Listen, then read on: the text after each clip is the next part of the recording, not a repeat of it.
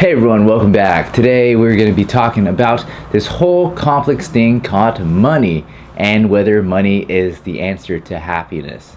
Now hint hint, money is not the answer to happiness, but a lack of it would make you very unhappy. I know so many people that have a ton of money that don't really understand what money is, the value of it, and in turn they use money as a way to count their scores in life and not use money properly. And in doing so, they get really unhappy even though they are loaded and have tons of money.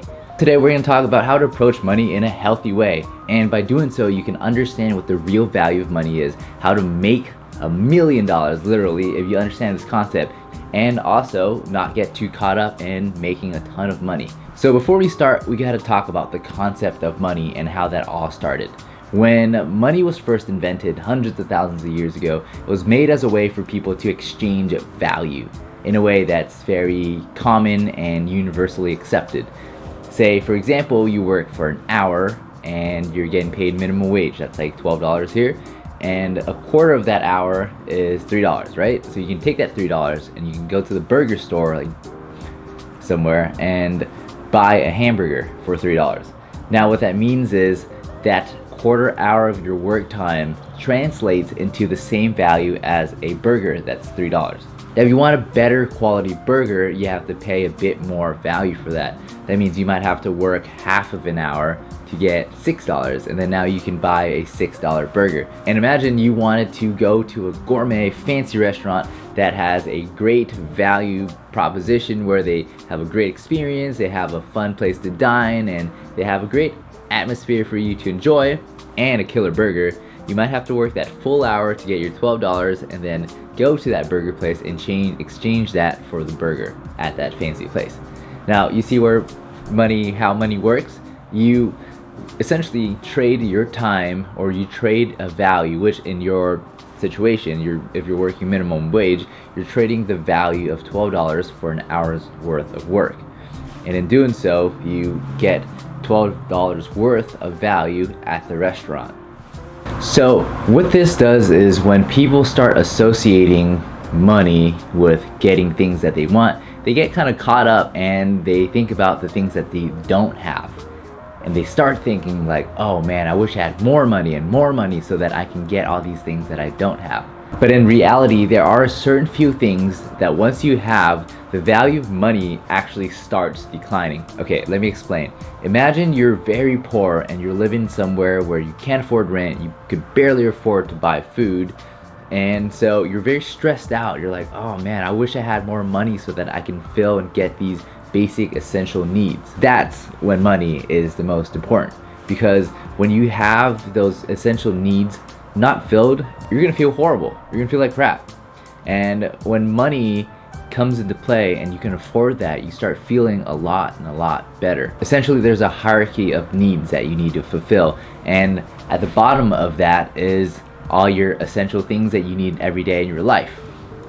Once you start filling up these things, the value of that money starts to actually decline because it won't be as useful for you anymore. You can only buy material goods, or you can only buy things that make you temporarily happy. Yeah, you could buy a Porsche 911 right away, right out the door, and bring it home. You'll be super excited.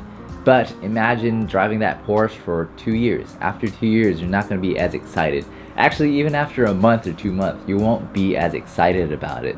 It's like me when I first moved to the beach. I was a block away from the beach and I was like super excited about it. I would surf every day in the morning at 6 a.m. Like growing up in the suburbs, this was the dream to me. I was like, I could never have imagined in my entire life that I would be living at the beach. Like this is literally something that people who retire do. Like they retire and go to the beach. And I realized that, hey, I could just pay rent and live by the beach. So I did that, and after a year or so, I started getting kind of used to things. I started taking things for granted because I was like, okay, this is kind of normal life for me now. I even started skipping out on surf sessions because this was just so normal for me now. And that's exactly what happens with money. After a while, the value of money isn't gonna make you feel the same way that you used to feel. That's why people that hoard a lot of money and have this mindset that, hey, the more money that I get, the happier I will be. It's false, because they won't be happy if they just gather up money and still live like they're poor. Like, I mean, if you have a lot of money and you start living a better lifestyle and start implementing different things, eating healthier, going to the farmer's market, or investing in experiences, then yes, your quality of life will go up. But if you keep hoarding money and keep getting money and not doing anything with it, that money is essentially useless. Literally useless. If you're not doing anything with money, it's just this value that you have this potential to use it for something, but you're not actually using it. So that's not completing the whole funnel, this whole circle of money, because when somebody exchanged that money to you originally, you're holding on to this value that you can exchange to someone else for something. Now, when you don't exchange that money for something, it's essentially useless. It's just paper. So how do you have a healthier relationship with money? First, you realize that money is not a rare thing. It's actually one of the most common things in the world, because everybody has money to exchange. So as long as you know how to provide value for someone and understand where your value lies, you can exchange that for money. And next is to understand the amount of money that you need in your life. And by this, I mean absolutely need. Like, you don't need a Porsche 911 or you don't need a Lamborghini. But this is just the things like housing, food, and what gives you a better quality of life. Okay.